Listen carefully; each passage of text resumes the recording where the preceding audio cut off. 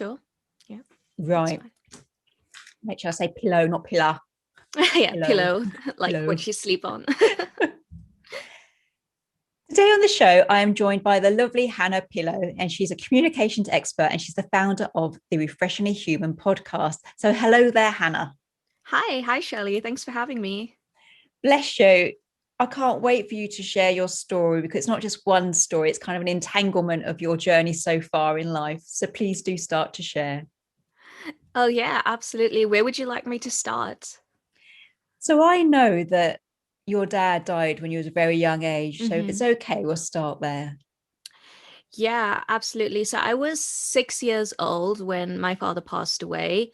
It was quite a sudden death in our family. He was really young. I think he was 29 years old when he passed on. And Wow. he had four kids. So leaving my mom with four kids to look after. My youngest brother was just a baby at that time. And he passed away in a shop robbery, actually. I'm from South Africa originally, and crime, I'm not sure how familiar people are with South Africa, but crime is pretty intense in South Africa. I always say that I don't think there's anyone in South Africa who doesn't know someone who's been murdered. And my dad had actually been murdered. He'd been shot, and he passed away. And having losing someone at such a young age, someone like your parent at such a young age, it really triggers a lot of trauma in your life. One thing I would like to point out is I was 6 when he passed away, and a lot of people around me assumed that I was too young to grieve, not to grieve, but too young to remember my dad well. And I want to stress how much I actually remember about my dad. Like, I can tell you so many memories about him. I was so close to my dad. I'm the only daughter. And I think a lot of people know that relationship with a daughter and a dad is something else. So I was really, really attached to him. So losing him was a huge trauma in my life. It was something I obviously wasn't prepared for. I don't think anyone at any age is ever prepared for something like that. And it at 6 years old, though, having to have to identify those emotions, grief, trauma, anxiety, I wasn't equipped. I didn't have names for these feelings. And I think growing up in the era that I grew up in as well, we weren't yet familiar with these terms. We weren't yet familiar with mental health. I didn't have the tools for such a long time to deal with my grief. And it was an ongoing thing in my life for many, many years. I think only quite recently have I been able to work through that trauma and that grief. And how old are you now? You were 6 then, so how old are you now? I'm 33 years old now. Yes, that's quite a lot of years, isn't it, to then find the tools, and process what you were as a child now as an adult. Oh my gosh, it was a long, long journey. It was kind of like living your life not actually knowing, or like I said, being able to put a name to what you're feeling and what you're experiencing for such a long time. But it's also a combination of being in that environment that also doesn't know all these things. So it's just pretty much everything is just swept under the carpet. You're just going on with your life. And a lot of the times I remember feeling like something was actually wrong with me because I couldn't live a normal life. And I was always being targeted as being too moody, too angry, too aggressive. And nobody could actually put a name to this and be like, okay, Hannah's grieving, she needs help. And that was basically my entire life going on, like you said, into my adult life. I think that's just so powerful. I had goosebumps when you were saying about it. Like, you didn't have names for what was going on. And then people started to define you. You can't define yourself, but then people are defining you like, oh, she's a bit moody. If they Mm-hmm. just said like you're grieving, because you were 6, your dad was 29, you're one of 4, Exactly. how do you process that? And I think it's really Exactly. powerful. And I think that it's so important nowadays that we have these tools, we have these names to identify what we're feeling, we have the support and the community. But when I compare it back then to what my family was going through, my mom didn't have these tools to cope with her grief. if she didn't have the tools to cope with her grief, how was she going to help her kids cope with their grief? So everyone was just kind of like shoving this grief underneath the surface and just like living this life and being like, oh, look, we've moved on with our life. And on the surface, you're seeing a family that has moved on. But if you actually came to our home, you could literally feel that something was not right in this home. That's so true. I think so many people are going to be out there like nodding their heads, like, yes, Hannah, that's me, because people don't know how to grieve. We don't speak about grief. It's why I'm so passionate about talking about grief. Right, the book's got the Death Cafe, I've got it all, because it's guaranteed that we're all going to experience grief, whether it's through death of a loved one, a relationship ending. We're always losing something in our life. But as you say, through no fault of anyone's, if your mum wasn't taught how to grieve, she doesn't know if she's grieving. She hasn't got the names to identify what's going on. So how do you bring up 4 children with, a grieving heart if you don't know you're grieving? Absolutely. And I mean, my mom and I have had a lot of relationship issues, and I'll be honest, we still do. But I actually do really feel sorry for her situation. And I actually feel really grateful for my situation to be in the generation that I am, to make these changes, to have these tools, to be able to help others. Whereas I know my mom has not had this experience in her life. And I feel bad for her that she didn't. Yeah. And I think, well, I know from all the work I do around grief that people don't know how to move on. They're not aware they're grieving, No. and you just, I do. I would just want to help everyone. And I know it's not possible, but when You we start can't. doing our work, we making a difference, aren't we? Having a ripple effect with the work we do. Yeah, and the thing is, you can't help somebody who doesn't even acknowledge that they still have a problem or that they had a problem to begin with. Because I think that some people can be a bit, how I describe it, it's kind of like a glass house. If they have to admit that they're not okay, everything shatters. So they have to keep up this image.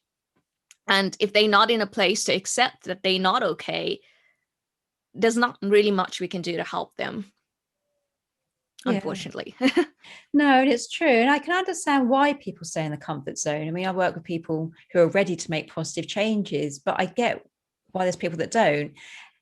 And it doesn't matter. I mean, obviously, your mum's sitting in trauma because her husband was shot at the age of 29, but she knows that story.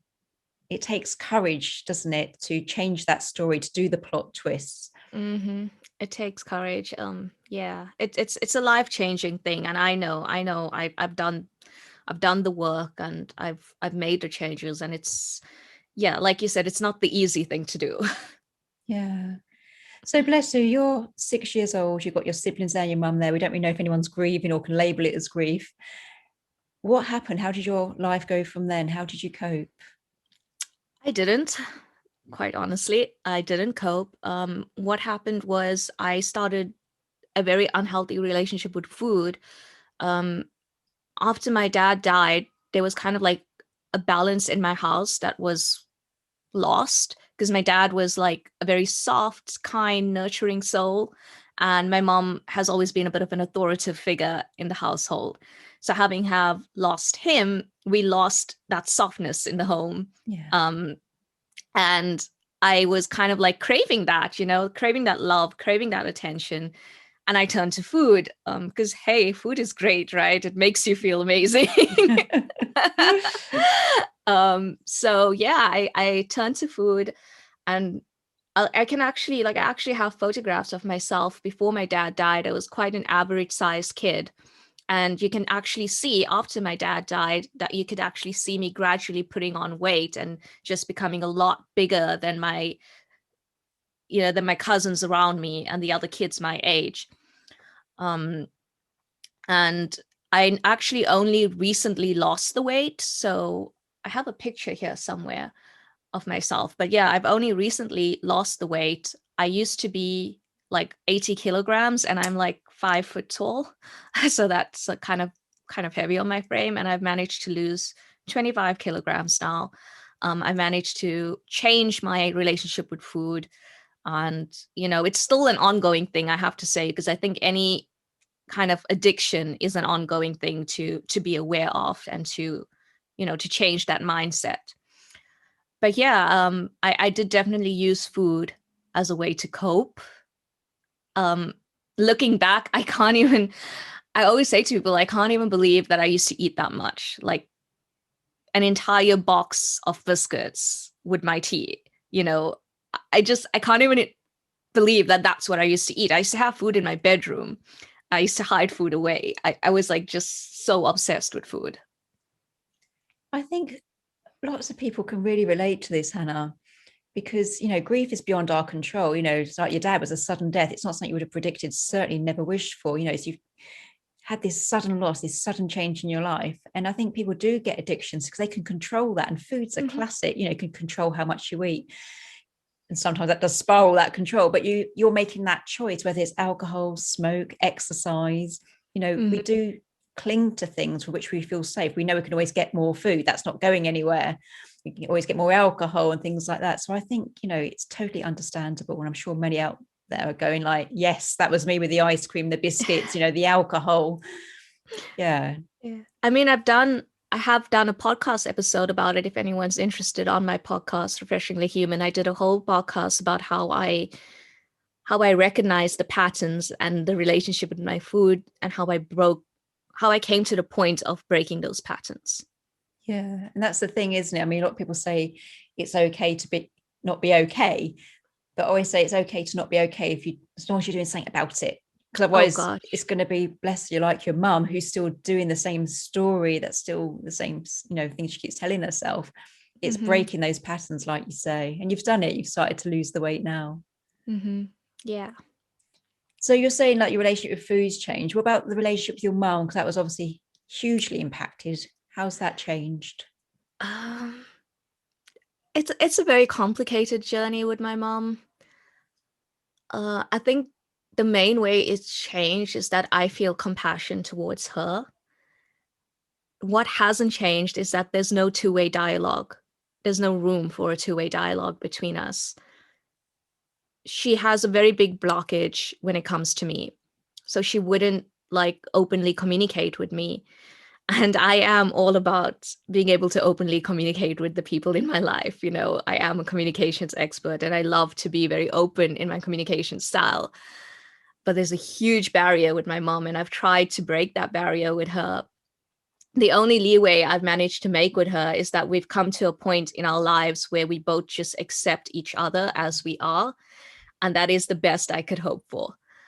But there's no actual relationship there. And it's, I don't know, it sounds harsh to say this, but it's no longer a sore point in my life either. It's kind of just, it is what it is. I've created my own environment. I've created my own family. I've got a lot of people who value and love me.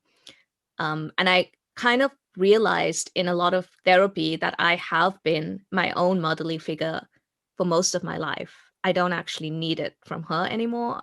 I know that sounds so harsh, but it's just my reality. I don't think it's harsh. I think it's amazing, really. I think it's going to really help people, all of your stories so far.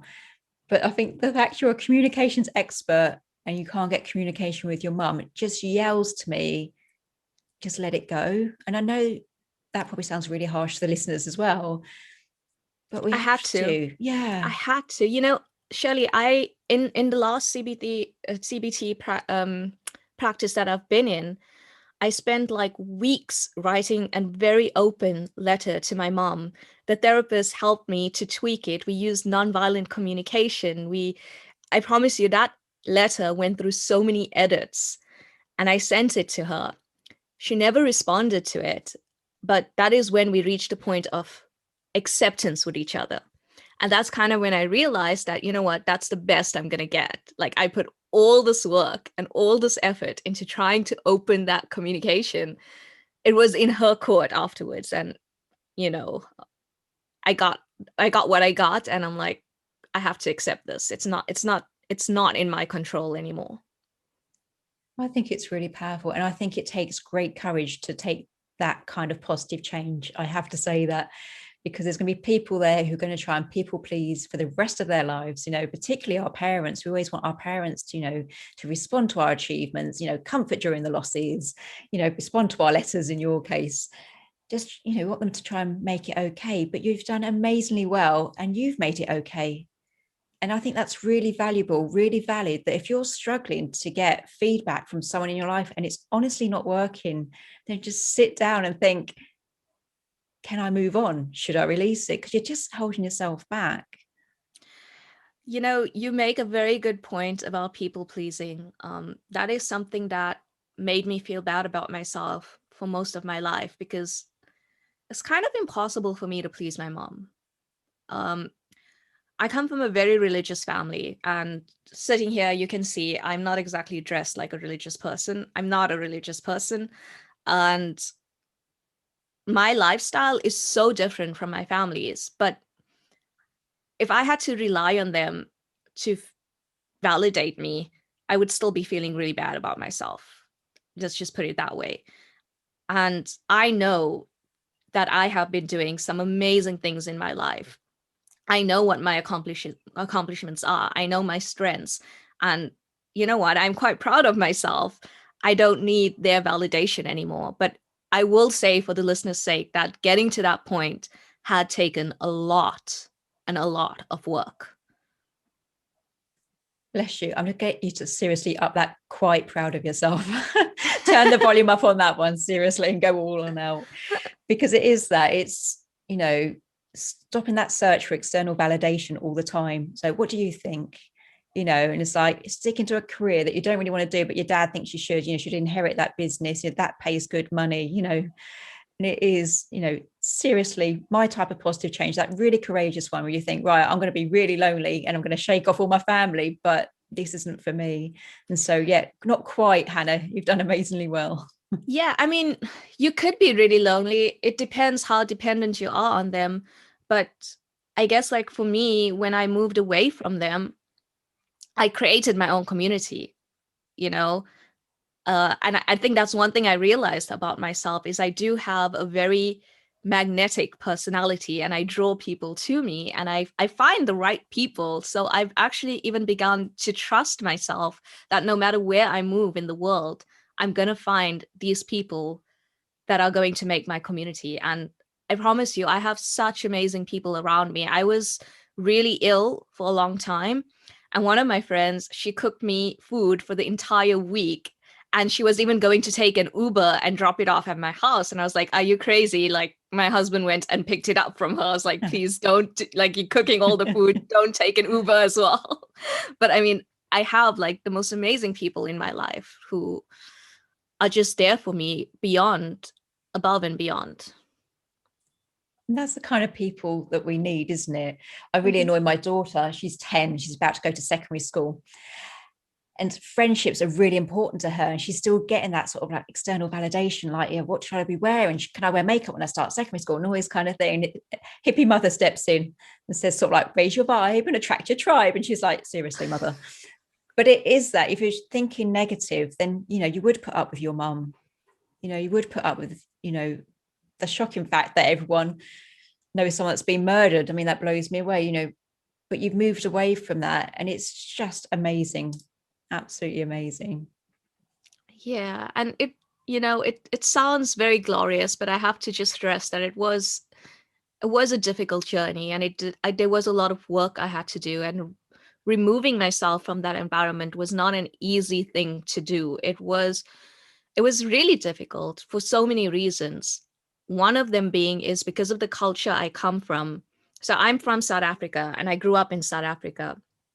And there came a point in my life where I just had to leave South Africa, because I knew that even if I moved somewhere in South Africa, the culture is so spread out around South Africa. There'll always be someone who knows someone who knows someone who's going to be like, Hannah's been doing X, Y, and Z. X, Y, and Z. Keep an eye on Hannah for me.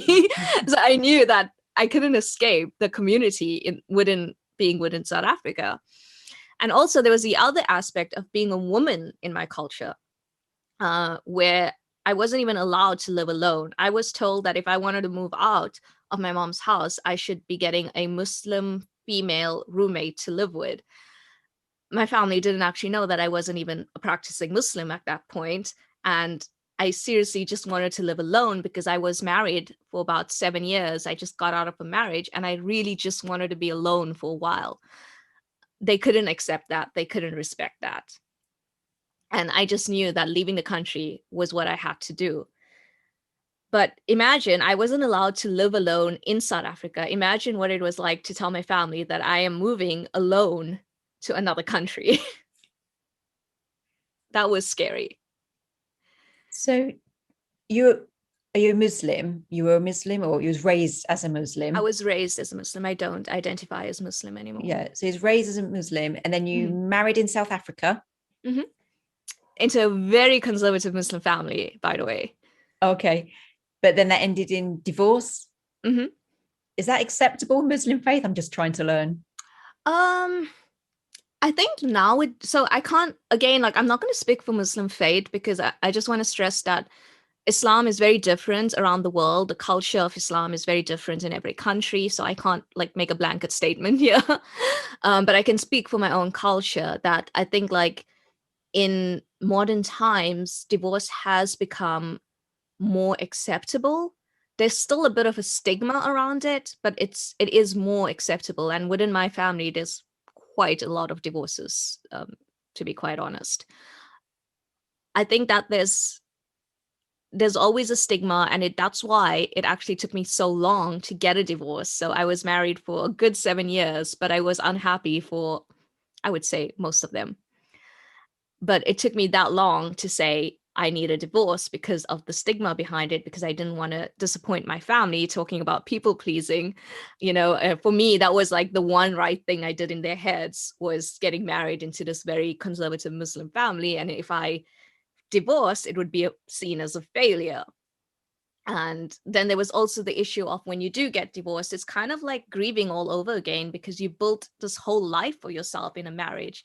And then all of a sudden, it's all over. And then you have to like restart your life. And I remember kind of feeling that I had designed my entire life around this marriage. Now, what do I do?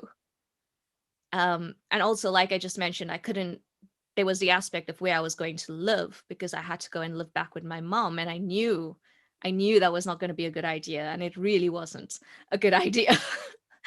It really blowed up in both our faces and it did our relationship no good. But yeah, all of that led to me saying, Hannah's got to get out of here. I think it's really important to reiterate at this point that obviously the show is all about positive changes, a self kick. It's got like a light-hearted sound to it because it comes from my first book, which is quite humorous. But I love what you're sharing today because, whilst I can suggest things, to start doing today, like making that one change, it's really important to reiterate that actually you've gone through so much because your journey of who you are today, well, obviously started at birth, but predominantly from when your dad was shot at the age of 6. And you're saying like you've gone on now like 27 years and now you're really getting that, I'm going to please myself.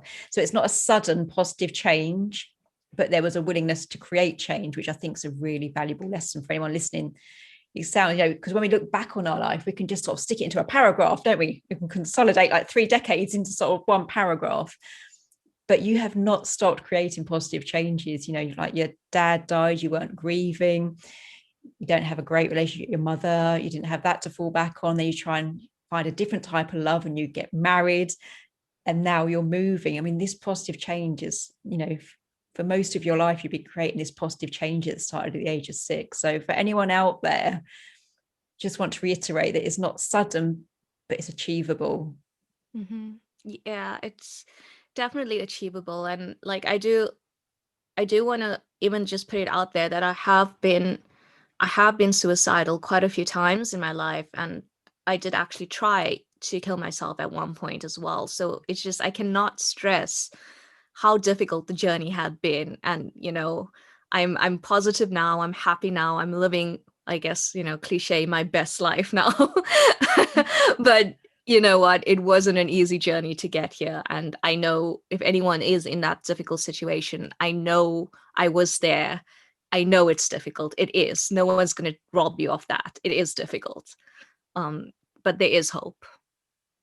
Yeah, thank you so much. I just felt I really had to say, like, because I don't want to dilute your story from the positive aspect, but it's like, Mhm.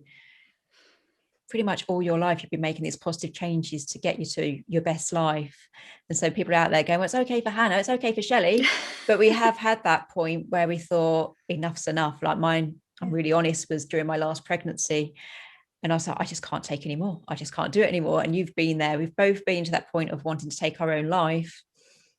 And we're just saying there is hope. This too, was it this too shall pass? And it is that just keep going. For sure. There is hope. I read a very powerful meme the other day about suicide. And they were saying that someone was saying that they wanted to take their life, but they realized that it wasn't their life that they wanted to end. It was just the life as they knew it that they wanted to end. And that is such a powerful statement because there's so much of truth in that. Like, if you really think about it, do you want your life to end or do you want your life to change? It's a powerful thing to think about. That is seriously powerful. And it is so true, isn't it? That it's not really your life you want to end, it's just your current reality, your current situation. But, day goes to night, there we are always changing. So hang on in there, is what we're Hang trying on. to say. Yeah. Definitely. I remember that one point when I was so suicidal that I was actually I just honestly thought that things were never going to change. I remember this was after my divorce. I was back living with my mom. I felt so trapped because I was like trapped in that marriage for 7 years. And then I was back in my mom's, like I felt like I was always passed on as an object to be controlled from person to person. So it's my mom, my ex-husband, my mom again, and someone was always trying to control me. And I felt like I was never gonna have my own life. I was never gonna have my own choices. And I remember in that moment just feeling nothing's ever going to change. And it was like one of the lowest points in my life. Um, and I remember even telling one of my brothers that, you know what, I'm going to move away. I'm gonna leave. I left to Turkey in the end, and I told him I'm gonna move to like Turkey or Thailand or something, and he was like, that's impossible. You can't do that. And I did. I think you just got so many good points. I love this episode. But it is like we're saying, like I annoy my 10-year-old daughter by saying like raise your vibe, attract your tribe. But it is that whole thing that, isn't it, the 5 people you're closest to, 5 people you surround yourself with are the behavior that you will mimic. So always surround yourself with positive people. You want your cheerleaders, you want the people you can bounce the positive ideas off, you want the people that can support you on those really bad down days. Mhm. And as you say, when you go to create these positive changes, which might not feel positive at the time, sometimes it feels more like a breakdown than a breakthrough. But when you're creating these changes, you need people to sort of support you. And if you haven't got that support, keep going, because as you've proven, that the right people will come. They come, like I know at one point in my life it was just one person, and then it was two, and then it was three, and now I can't even count the amount of people that are around me. Yeah, I think that's But they come. fabulous. They do, yeah. And you do often lose people along the way. I'm not just talking death, I'm about friendships, relationships with our parents, our siblings, our friendships. They change, everything changes, but just trust, I say the universe has your back, which is a bit woo-woo for many, but that trust that good times will come, better times will come, and Mhm. people will have your back. Yeah, and I mean, if you don't like believe in trusting universe, I also take it a step further and say trust yourself, trust what's inside you, because that for me that's my most important navigator is to trust myself, and that I will be okay in the end. I will get there. Yeah, because I say that about belief. Like, if you're going to believe in anything in this life, then believe in yourself. Yeah, actually, somebody asked me recently, like with religion and stuff, they were like, what do you actually believe in? And I was like, that's a really good question. I think that I actually just believe in myself more than anything else. It's great though. We should, because we're our only constant. Other people will come and go, like we're saying, but you're always going Hmm. to be here from your first breath to your last. So be your best friend. Absolutely. Yeah. So bless you. You've done amazingly well, as I keep saying, and you've moved yourself away from the environment, which wasn't easy because there was divorce, death, religion, countries, and slowly you've made that transition, you've moved away.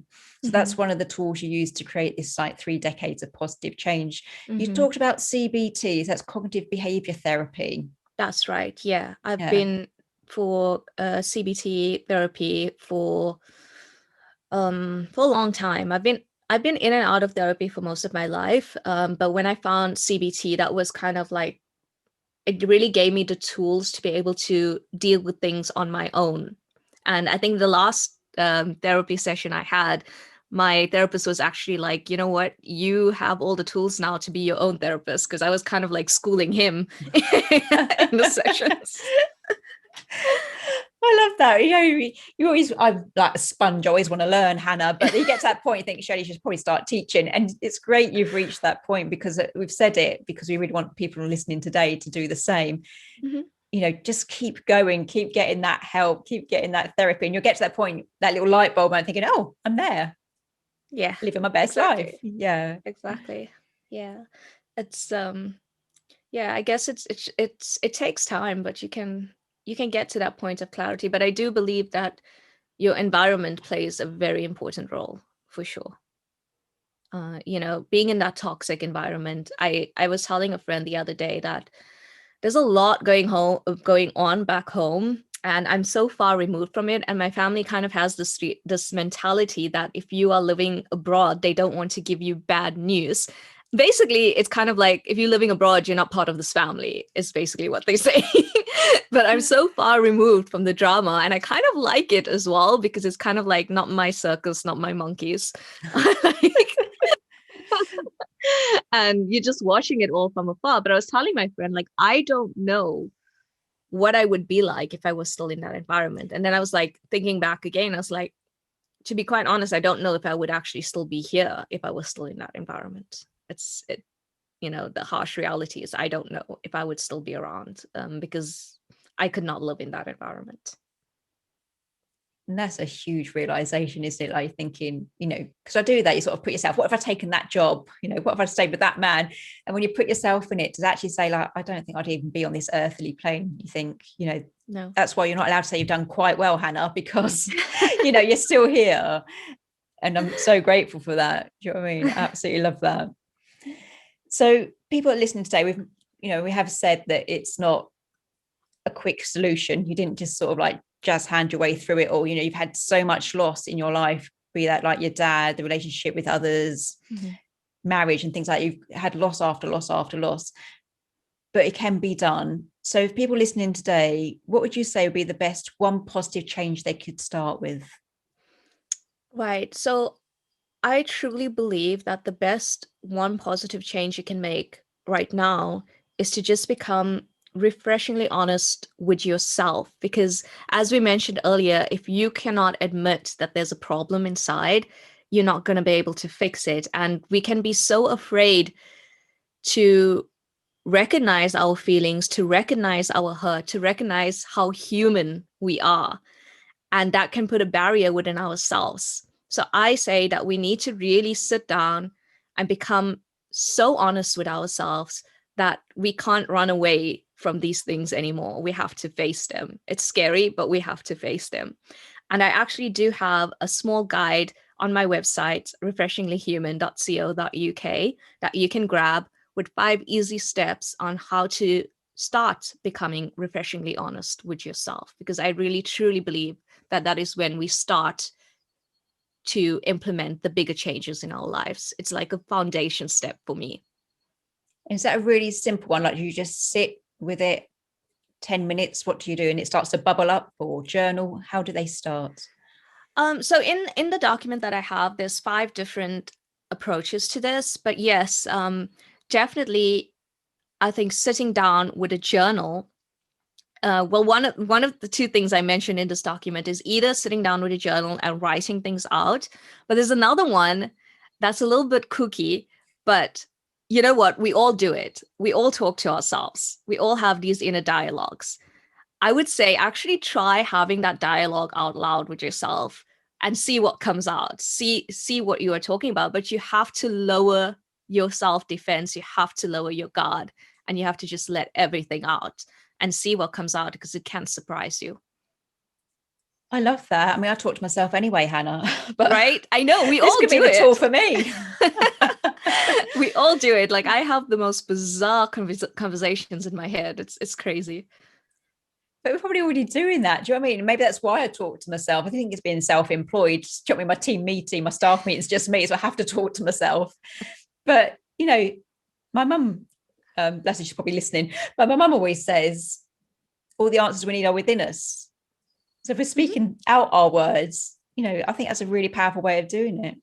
It is. I did it in therapy once. My therapist made me like she put two chairs out and she made me talk to my past self.